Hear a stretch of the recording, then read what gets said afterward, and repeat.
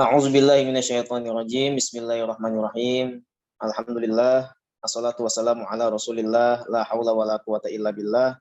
Subhanaka la ilma lana illa ma 'allamtana. Allahumma shalli wa sallim wa barik wa karim ala sayyidina wa habibina wa syafi'ina wa maulana Muhammadin wa ala alihi wa sahbihi ajma'in wa man tabi'ahum bi ihsanin ila yaumiddin.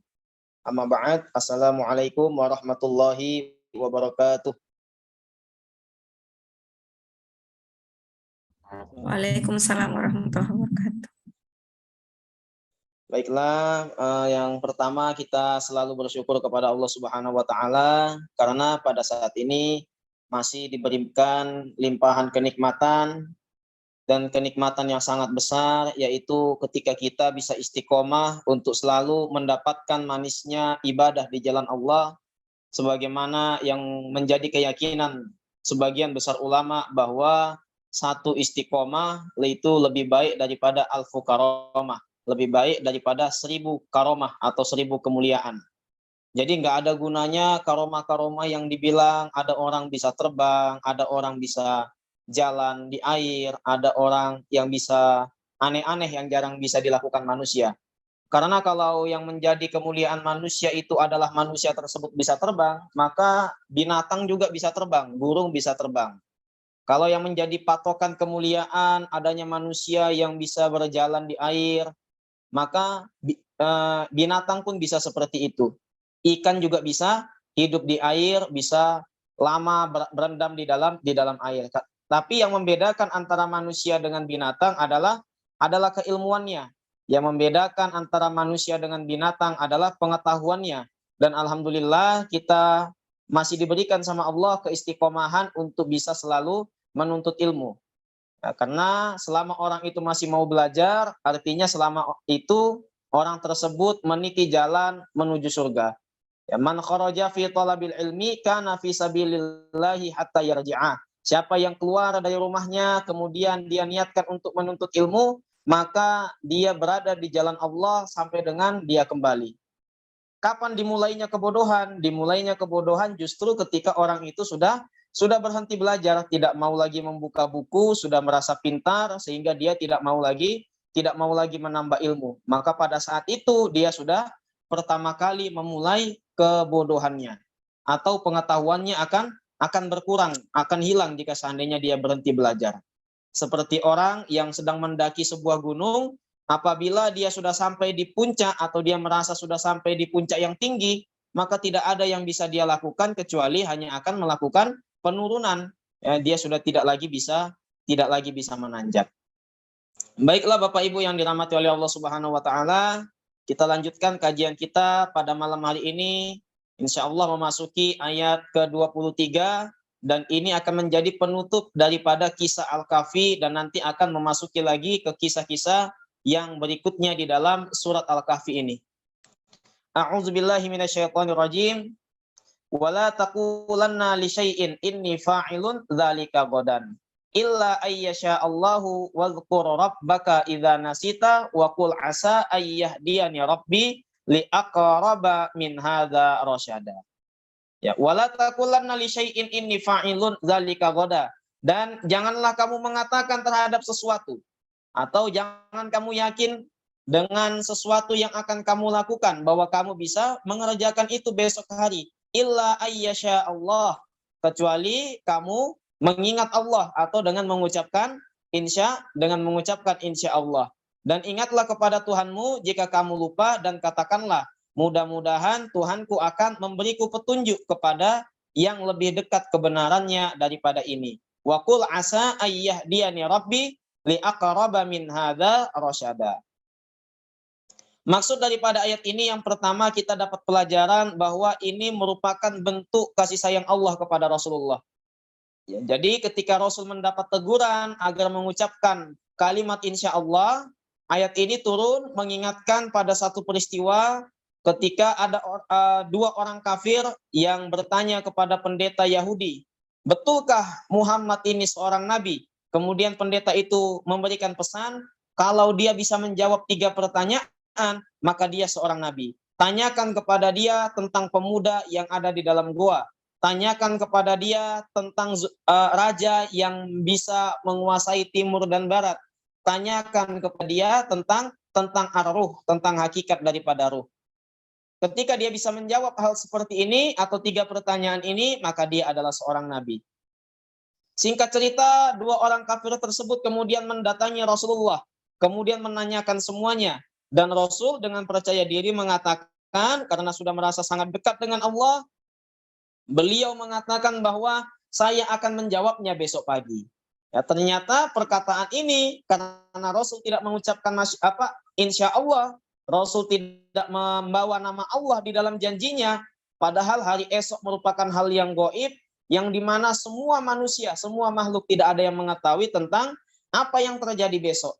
Tapi Nabi Muhammad tidak membawa nama Allah dengan mengucapkan insya Allah. Maka pada saat itu di keesokan harinya wahyu tidak turun. Di hari kedua tidak ada turun wahyu untuk memberikan kepada Rasulullah jawaban tentang pertanyaan ini atau pertanyaan dari 2 orang kafir ini. Sampai ada yang mengatakan 15 hari, ada yang mengatakan 40 hari, wahyu tidak turun. Di mana bentuk kasih sayang Allah kepada Rasulnya? Bentuk kasih sayangnya adalah ayat ini turun, diletakkan pada ayat ke-23, justru setelah pertanyaan tentang Ashabul Kahfi ini terjawab. Artinya kita mendapat pelajaran kalau seandainya ada orang yang sedang butuh kepada kita, dia mungkin ingin bertanya sesuatu, kemudian dia ada kesalahan, atau dia punya salah kepada kita, maka sebaiknya jangan langsung diingatkan kesalahannya. Tapi alangkah baiknya kita tolong dulu dia, kita tolong terlebih dahulu orang yang punya masalah kepada kita atau orang yang membutuhkan tersebut. Ketika orang itu sudah merasa tenang, sudah merasa enak dengan pertolongan kita, dengan jawaban kita, baru kita berikan teguran atau kita ingatkan tentang apa kesalahannya. Jadi setelah Allah Subhanahu wa taala memberikan jawaban tentang kisah Ashabul Kahfi yang dari kemarin kita sampaikan, kita ceritakan, baru sebagai penutup Allah mengingatkan kepada Nabi Muhammad. Ya, Rasul sudah ketemu jawabannya, Allah sudah memberikan yang Rasul butuhkan, baru Allah mengingatkan Nabi Muhammad tentang apa yang kurang dari beliau. Dengan apa? Wala taqulanna li syai'in inni fa'ilun dzalika ghadan. Jangan ngomong kalau besok kamu bisa melakukan sesuatu atau melakukan suatu pekerjaan. Illa ayyasya Allah, kecuali dengan menyebut insya Allah.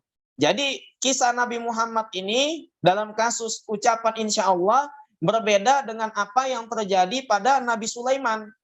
Apa yang terjadi dengan Nabi Sulaiman? Pada suatu waktu Nabi Sulaiman bernazar, mengatakan bahwa pada malam ini saya akan melakukan ibadah sunnah dengan 70 istri saya. Ada yang mengatakan 100 istri saya. Tapi tidak mengucapkan insya Allah. Lalu malaikat datang memberikan teguran. Wahai Sulaiman, ucapkanlah insya Allah di dalam pekerjaan yang belum kamu lakukan. Atau ketika kamu menjanjikan sesuatu, ucapkan insya Allah. Tapi Nabi Sulaiman mengatakan, ngapain bawa insya Allah? Kan istrinya sudah ada. Sayanya dalam keadaan sehat. Saya akan beribadah dengan mereka yang dimana nanti semuanya akan melahirkan anak. Kemudian semua anak-anak tersebut akan menjadi tentara-tentara Allah. Tapi apa yang terjadi? Sebagai teguran untuk Nabi Sulaiman alaihissalam, ternyata di antara 70 orang tersebut, di antara 70 istrinya, tidak ada yang melahirkan keturunan kecuali hanya 1 wanita, dan itu pun melahirkan seorang anak laki-laki yang agak kemayu-kemayu atau setengah laki-laki, ya, laki-laki tapi agak kemayu. Nah, ini akibat karena apa? Karena Nabi Sulaiman sudah diingatkan untuk mengucapkan insya Allah, tapi justru tidak mau mengucapkan. Berbeda dengan apa yang terjadi pada Rasulullah. Jadi ini bentuk begitu luar biasa sayangnya Allah kepada Rasulullah. Dan begitu banyak kemuliaan yang Allah berikan kepada Rasulullah, bahkan kepada kita umatnya, sampai-sampai para nabi, semua nabi sebelum Rasulullah begitu ingin menjadi umatnya Rasulullah. Di antara doanya Nabi Musa di dalam kitab Tanwirul Qulub, di situ dijelaskan bahwa Nabi Musa pernah berdoa kepada Allah, Allahumma ja'alni min ummati habibika Muhammad. Ya Allah, jadikanlah aku bagian daripada umatnya kekasihmu Nabi Muhammad. Nabi Adam juga pernah iri kepada umatnya Rasulullah. Ya Allah, saya melakukan dosa sekali, melakukan kesalahan sekali. Itu pun cuma makan buah khuldi. Tapi ini umatnya Nabi Muhammad melakukan salah berkali-kali, ya, tidak dilepas-lepas pakaiannya. Saya baru melakukan kesalahan sekali, langsung hilang pakaian saya, langsung terbuka aib saya. Sedangkan umatnya Nabi Muhammad ini, saking sayangnya Allah kepada Rasulullah, Allah juga sayang kepada umatnya. Berkali-kali melakukan kesalahan, tetapi tidak dibongkar-bongkar aibnya. Dan Nabi Adam juga berkata kepada Allah, saya baru satu kali melakukan kesalahan, langsung engkau pisahkan antara saya dengan istri saya selama puluhan tahun.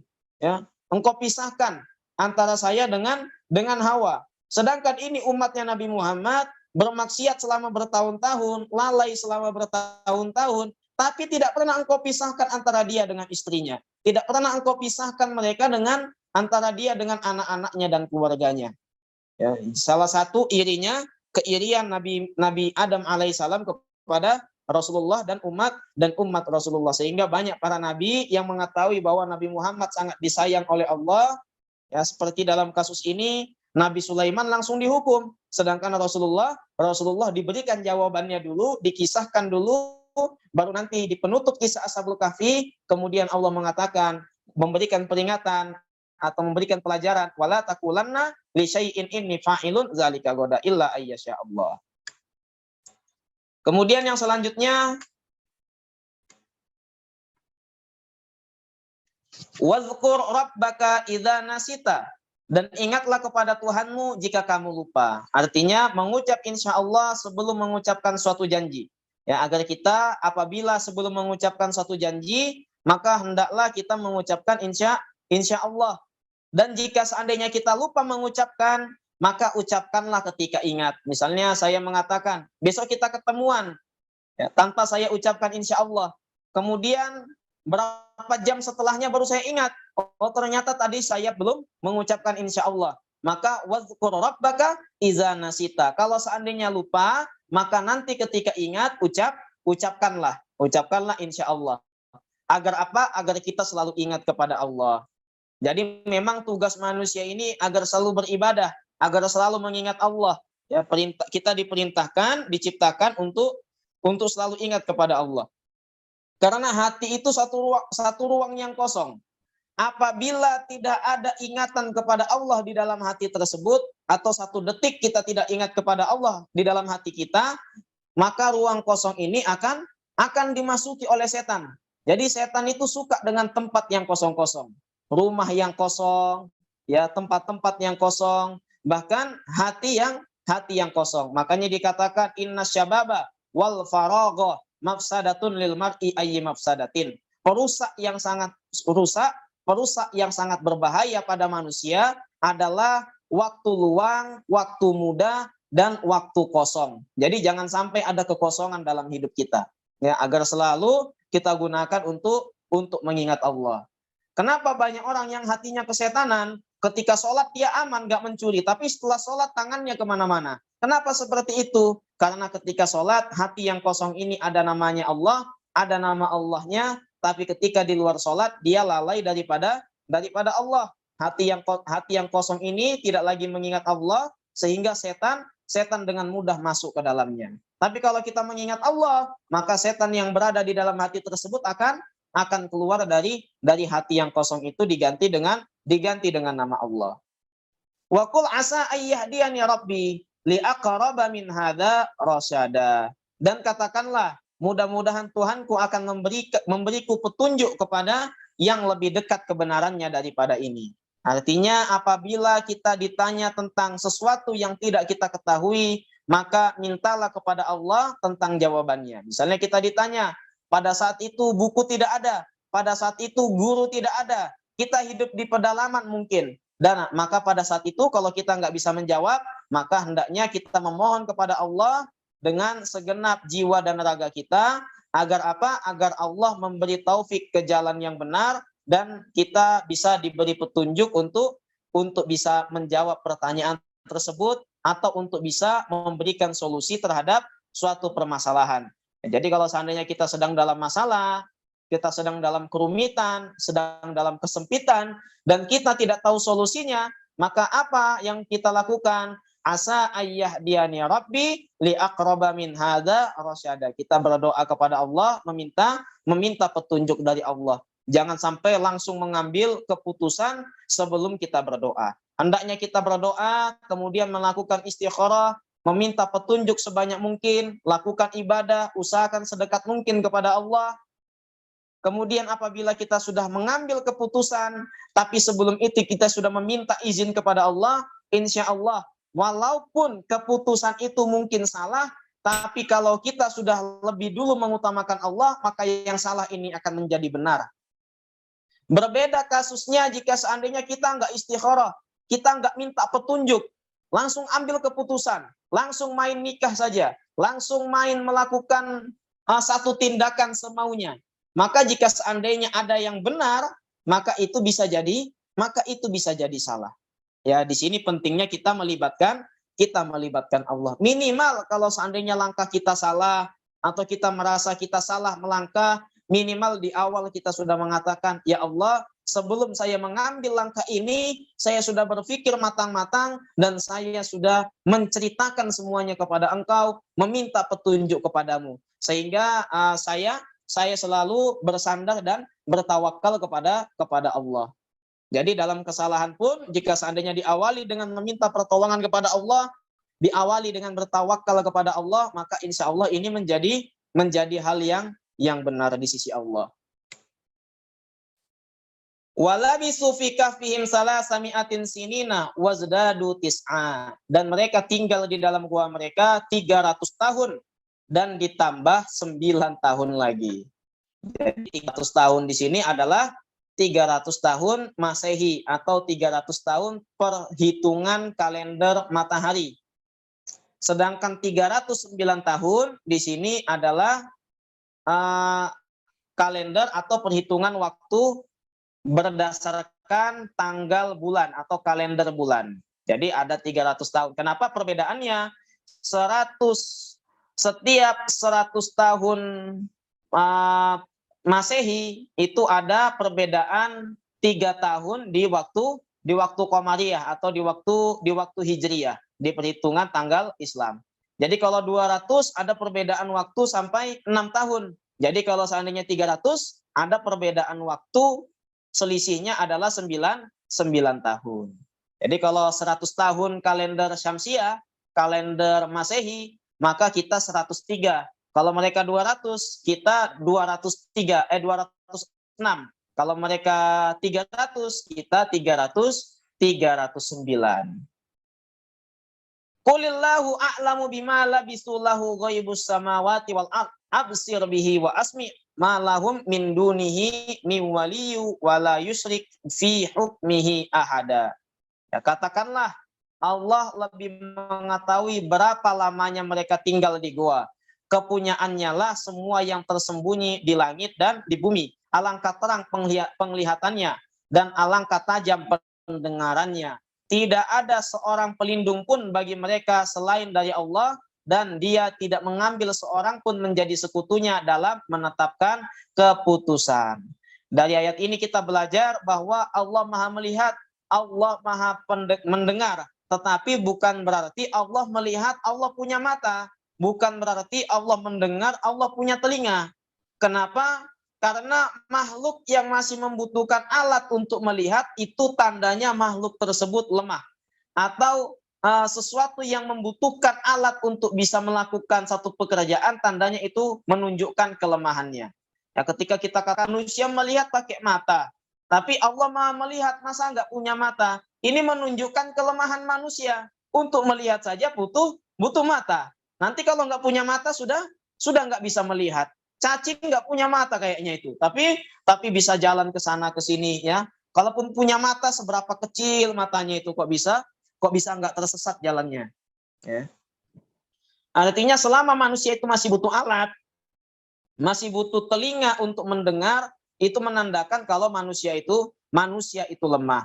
Tapi Allah Maha melihat dan tidak butuh mata. Allah maha mendengar dan tidak butuh telinga. Allah maha pengasih dan Allah tidak butuh tangan. Ini perbedaannya, ya. Allah Tuhan selalu berbeda dengan hambanya, dengan makhluknya. Kalau hambanya, makhluknya, manusia membutuhkan sesuatu untuk bisa bekerja. Butuh mata untuk bisa melihat, butuh telinga untuk mendengar. Tapi Allah nggak butuh semua ini. Artinya kita selalu meminta perlindungan kepada Allah dan selalu optimis selama berada dalam kebenaran, dalam keterbukaan maupun ketertutupan. Jadi selama kita yakin berada di jalan yang benar, meyakini bahwa saya melangkah di jalannya Allah, misalnya kita berdagang dengan cara yang Allah ridhoi. Jika seandainya kita kerja dengan pekerjaan yang diridhoi oleh Allah. Melakukan muamalah, satu transaksi, kita yakin bahwa semua hal tersebut terbebas dari hal-hal yang membuat Allah murka. Semua yang kita lakukan sudah diridhoi oleh Allah. Artinya ketika itu kita harus selalu optimis bahwa kita berada di dalam kebenaran. Ya, kita harus percaya diri, kita sedang bersama dengan Allah. Mau kita dalam keterbukaan dikenal banyak orang, maupun dalam ketertutupan seperti Ashabul Kahfi. Coba kita perhatikan kisah Ashabul Kahfi ini. Ya, dalam kesimpulan kisah tersebut kita lihat bagaimana orang yang terkenal sampai sekarang, yang disebutkan, diceritakan di dalam sejarah, bukan orang yang terkenal pada saat itu. Justru mereka orang yang bersembunyi di dalam goa, yang bersembunyi di dalam tempat yang gelap, di dalam ruang yang gelap. Bagi orang-orang yang mencintai ketenaran pada saat itu, mencintai yang namanya saya harus terkenal, mencintai keviralan, goanya Ashabul Kahfi ini menjadi suatu tempat yang gelap. Tapi bagi Ashabul Kahfi yang ingin melindungi akidah dan keimanan mereka, mereka menganggap bahwa goa yang gelap ini merupakan tempat yang sangat terang. Tapi di luarlah yang gelap, di kerajaanlah yang gelap, di kotalah yang gelap, di media sosial lah yang gelap, dan seterusnya, dan seterusnya. Dan semoga ini bisa kita terapkan dalam kehidupan kita dengan meyakini jika seandainya kita tidak dikenal banyak orang, kita tersembunyi, tidak banyak orang yang tahu nama kita, dan kita juga tidak mengenal banyak orang, jangan sampai hal ini membuat kita minder, jangan sampai hal ini membuat kita pesimis atau putus asa dari rahmat Allah. Selalu kita yakin bahwa dalam beberapa kejadian justru yang terpenting adalah yang tersembunyi, bukan yang terlihat. Manusia bisa berlangsung dari zaman Nabi Adam sampai hari kiamat tanpa mengalami kepunahan sepanjang waktu ini, bukan karena anggota tubuh yang terlihat, bukan karena wajahnya yang terlihat, tapi karena anggota tubuh yang tidak terlihat. Artinya terkadang sesuatu yang tidak terlihat itu sengaja ditutupi sama Allah. Jika kita tidak terkenal, kita tidak viral, kita tidak diketahui banyak orang, maka anggap saja mungkin kita termasuk orang yang penting, sehingga sama Allah harus disembunyikan, harus dijaga. Ashabul Kahfi ini orang yang sangat penting, sehingga mereka terjaga, mereka disembunyikan dari hal-hal yang bisa merusak hati mereka. Karena terkadang hal yang tersembunyi itu justru tanda kalau sesuatu tersebut adalah sesuatu yang memiliki kualitas yang sangat baik. Misalnya di dalam rumah, di belakang ini ada tembok, ada dinding, ada rumah. Yang kelihatan ini hanya catnya. Padahal yang terpenting dari sebuah bangunan bukan catnya, tapi apa yang ada di balik cat ini. Batu batanya, semennya, besi cornya, ya, dan lain sebagainya. Tapi justru yang terpenting itu tidak kelihatan. Maka buat teman-teman yang pada saat ini mungkin sedang merasa kesepian, sedang merasa sendirian, buat siapa saja yang merasa dirinya pada saat ini terpojokkan, tidak diketahui banyak orang, selalulah optimis dengan meyakini kadang-kadang yang indah dan yang penting dan yang terbaik itu justru sama Allah harus disimpan dan harus disembunyikan. Minilah haza, wassalamualaikum warahmatullahi wabarakatuh. Waalaikumsalam warahmatullahi wabarakatuh. Insya Allah, kayaknya penutupnya sangat berkesan ya Ustadz. Jadi mungkin kalau yang biasa istilah yang biasa digaungkan itu adalah misi terkenal di langit ya. Jadi mungkin kalau di penduduk bumi mungkin kurang dikenal, tapi Masya Allah ternyata di penduduk langit itu sangat diagung-agungkan oleh Allah Subhanahu wa taala, insyaallah. Mungkin ada teteh-teteh atau teman-teman yang mau nanya kepada Ustadz, silahkan. Kayaknya masih ada cukup waktu untuk satu pertanyaan. Biasanya nih kalau misalnya nggak ada yang nanya, biasanya Ustadz yang nanya. Masya Allah, ini Ustadz ada pertanyaan dari kolom chat, aku izin bacain. Pilihan-pilihan seperti apa saja yang kita butuh bawa istikharah, Ustadz? Setiap waktu kalau bisa istikharah, ya. Mau menentukan, bukan hanya ketika mau menikah saja, biasanya anak muda itu, ya saya juga seperti itu. Kalau saya dulu mau menikah sama setiap kali mau ujian. Tapi kalau kita biasakan setiap waktu dalam hal apapun usahakan untuk selalu beristikharah. Bahkan dalam hal untuk sekolah anak kita, dalam perkara ingin melakukan satu usaha, ya, kalau kita mau pulang kampung misalnya, jangan main asal pulang kampung saja, istikharah, libatkan Allah. Jika seandainya di jalan kita kecelakaan, minimal kita nggak disalahkan sama Allah. Udah tahu ketika mudik jalanan macet, banyak terjadi kecelakaan. Kenapa main pulang-pulang saja? Ya, kalau kayak gitu kita bingung kalau nggak istikharah. Tapi kalau kita sudah istikharah, kemudian kecelakaan, kemudian nanti malaikat bertanya, kamu sudah tahu jalan raya ramai, orang pada mudik, ya, kendaraan jalanan padat dengan kendaraan. Tapi kenapa malah pulang? Kita bisa menjawab, iya, tapi di awal saya sudah istikharah, saya sudah meminta kepada Allah. Sehingga apapun yang terjadi, intinya di awal saya sudah mengawali semuanya dengan meminta sama Allah. Misalnya kalau yang paling gampang dalam urusan nikah, nah, kalau seandainya kita nanti menikah, ya, atau kita punya anak mau menikah, kemudian kita sebagai calon mertua untuk menantu kita tidak istikharah, kemudian nanti ujung-ujungnya dapat menantu yang tidak memuaskan di hati kita, nah ini bahaya. Kita tidak bisa lagi melibatkan Allah. Jangan sampai nanti kita angkat tangan, ya Allah, kenapa dapat istri seperti ini? Kenapa dapat suami seperti ini? Kenapa dapat mertua atau dapat menantu seperti ini? Ya Allah akan menjawab, ngapain kamu datang ke saya pas ada masalah? Sebelum kamu mengambil tindakan itu, kenapa kamu nggak datang ke saya untuk meminta pertimbangan atau meminta petunjuk? Tapi kalau seandainya kita sudah istikharah, kita sudah minta sama Allah di awal sebelum kita melakukan suatu pekerjaan atau satu tindakan, mengambil satu keputusan, kita sudah istikharah, minimal kalau ditanya nanti sama Allah sama malaikat, kenapa keluargamu seperti ini? Kenapa menantunya seperti ini? Kita bisa menjawab, ya Allah, sebelum saya mengambil keputusan, saya sudah meminta petunjuk dari Engkau, sehingga saya yakin apapun yang saya ambil setelah ini semuanya baik. Ya. Kenapa engkau nggak batalkan? Kan saya sudah minta petunjuk. Ya Allah, tolong berikan saya petunjuk. Kemudian kalau seandainya diprotes nanti, kenapa kok jadinya seperti itu? Ya kenapa nggak dibatalkan dari awal? Saya sudah minta petunjuk. Seperti itu mungkin lebih kurangnya untuk urusan istikharah, agar selalu melibatkan Allah. Masya Allah. Mungkin lanjut sedikit ya Ustadz, karena ada lagi pertanyaan tambahan dari kolom chat. Katanya kalau misalnya istikharah tetapi hati sudah memilih, bagaimana Ustadz? Silahkan Ustadz dijawab. Mungkin itu istikharah mirip sholat taubat ya. Sudah milih, kemudian ada keganjalan di tengah-tengah, merasa ada masalah, baru mau istikharah.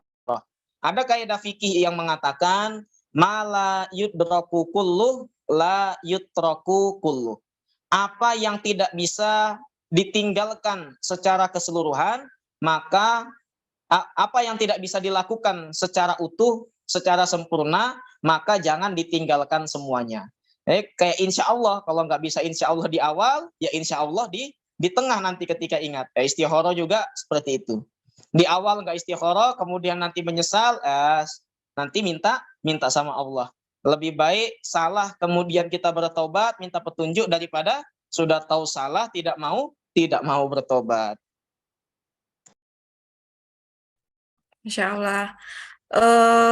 Mungkin terakhir Ustadz, apa saja tanda-tanda itu pilihan hasil dari istikharah ya Ustadz? Tanda-tanda pilihan akhir atau pilihan di dalam istikharah kita yang paling kelihatan bukan lewat mimpi, tapi dengan bertambahnya keyakinan. Dengan bertambahnya keyakinan, dengan bertambah kuatnya bukti dan dalil kenapa kita harus mengambil langkah tersebut. Misalnya kemarin saya dalam kasus pernikahan, ya ketika sebelum menjalani pernikahan, saya menikah dengan orang yang sama sekali tidak saya kenal. Orang jauh di seberang pulau, nggak tahu sama sekali. Dia siapa, seperti apa orangnya. Akhirnya berapa malam melakukan istikharah, sambil selalu belajar tentang fikih, selalu membuka-buka kitab, kemudian mengambil satu langkah, saya harus menikahi orang ini dengan landasan yang pertama, Allah lebih mencintai nikah daripada orang pacaran. Ya, Allah lebih mencintai nikah daripada orang yang pacaran. Walaupun kadang-kadang kita nggak senang dengan pernikahan. Nikah itu susah. Yang pertama harus ada resepsinya kalau di masyarakat umum. Kemudian yang kedua, modalnya besar. Kemudian yang ketiga, kalau putus nggak enak dibilang duda atau dibilang janda. Berbeda dengan orang pacaran. Sudahlah nggak pakai resepsi, sudah nggak modal, nggak pakai mahar. Yang ketiga, kalau mau main putus-putus aja tanpa ada perubahan status di KTP. Walaupun saya sukanya pacaran, walaupun di hati ini masih berat untuk menikah di usia muda, tapi karena ini kemauan Allah, maka ini saya ambil langkahnya. Apapun yang terjadi setelahnya, saya serahkan sama Engkau ya Allah. Maunya saya agar dengan menikah saya baik. Tapi kalau yang terjadi nggak baik, minimal saya nggak mau itu. Ya kayak orang Madura itu. Orang Madura itu bagus mentalnya. Ya kalau seandainya dia dagang nggak laku, ya Allah, ini sudah niat nyari yang halal ya Allah. Kalau dibikin susah nanti saya nyari haram, tolong jangan disalahkan. Orang-orang awam itu enak, asik mereka. Cara berpikirnya tentang Allah itu sangat sangat asik. Ya santri-santri biasa begitu, dia menghafal, habis itu udah kalau sudah hafal ditaruh Qur'annya. Murojaahnya jarang-jarang. Nanti ditanyain, kenapa nggak murojaah? Atau ketika ujian misalnya, ditanya, lanjutkan ayat ini. Lalu dia lupa, dia nggak bisa jawab. Ditanya sama ustadznya, kenapa nggak bisa jawab? Kenapa lupa? Nanti dia biasanya kalau santri bandel akan bilang, Ustadz, saya maunya kalau belajar itu paham. Saya maunya kalau menghafal itu ya hafal. Karena niat saya ngafalin Quran, bukan melupakan Al-Quran. Kalau seandainya lupa, minimal bukan kemauan saya. Begitupun dalam kita berdagang, maunya kita laku. Ya, jadi kita doa aja, ya Allah saya dagang maunya laku. Kalau nggak laku, tandanya bukan kemauan saya. Kalau bukan kemauan saya, ya udah tandanya maunya Engkau ya Allah. Gitu aja kok repot. Ya Allah saya belajar maunya pintar. Tapi kalau seandainya bodoh ya minimal saya nggak pernah niat pengen jadi bodoh. Tandanya udah kemauan Allah. Kalau sudah kemauan Allah, insya Allah baik, aman ya. Insya Allah aman. Dalam menikah juga gitu ya Allah, maunya saya menikah biar langgeng, biar lancar. Tapi kalau seandainya nggak langgeng, nggak lancar, minimal di awal pernikahan saya nggak membayangkan itu. Tandanya ini dari Engkau aman, aman. Apalagi Allah ini saking sayangnya dengan manusia menciptakan setan. Setan itu fasilitas kambing hitam paling enak. Kita kalau lalai dikit tinggal bilang, ini gara-gara setan. Nah, jadi Allah nggak mau kita disalahkan. Makanya Allah ciptakan setan supaya apa? Manusia bisa menyalahkan setan. Nah, itu enaknya. Jadi kita selalu meniatkan ya, tanda istikharah itu apa? Tanda istikharah kita tambah yakin, tambah tahu dalilnya, semakin mengerti kenapa kita harus mengambil langkah tersebut. Intinya saya tutup dengan satu kalimat, kita selalu niatkan yang baik-baik walaupun tingkah laku kita belum baik. Minimal kalau terjadinya tidak baik, minimal kita tidak pernah meniatkan keburukan tersebut. Ya, kita tidak pernah meniatkan keburukan tersebut. Baik. Insya Allah. Alhamdulillah tadi udah selesai ya sesi tadabbur dari Ustadz Chandra. Mungkin silahkan dilanjutkan dengan doa penutup Ustadz. Astaghfirullahaladzim, astaghfirullahaladzim, astaghfirullahaladzim. Hamdan syakirin, hamdan na'imin, hamdan yuafi ni'amahu wa yukafi mazidah. Ya Rabbana lakal hamdu wa lakal syukru kama yanbaghi li jalali wajhikal karimi wa azimi sultanik. Allahumma salli ala sayyidina Muhammad wa ala ali sayyidina Muhammad. Allahumma taqabbal minna jami'a ibadatina ya Allah ya Rabbal alamin. Allahumma ighfir lana dzunubana wa dzunuba walidina warhamhum kama rabbawna shighara. Allahumma ja'al hayatana fid dunya hayatal ulama waj'al mautana mautas syuhada. Allahumma arinal haqqa haqqa warzuqna ittiba'ah wa arinal batila batila warzuqna ijtinaba. Ya Allah, tunjukkanlah kami jalan-jalan kebenaran dan mudahkanlah kami untuk bisa mengikuti jalan kebenaran tersebut, dan tunjukilah kami jalan-jalan yang salah dan mudahkanlah kami untuk menjauhi jalan yang salah tersebut. Rabbana zalamna anfusana wa illam taghfir lana wa tarhamna lanakunanna minal khasirin. Rabbana hab lana min azwajina wa dzurriyyatina qurrata a'yun waj'alna lil muttaqina imama.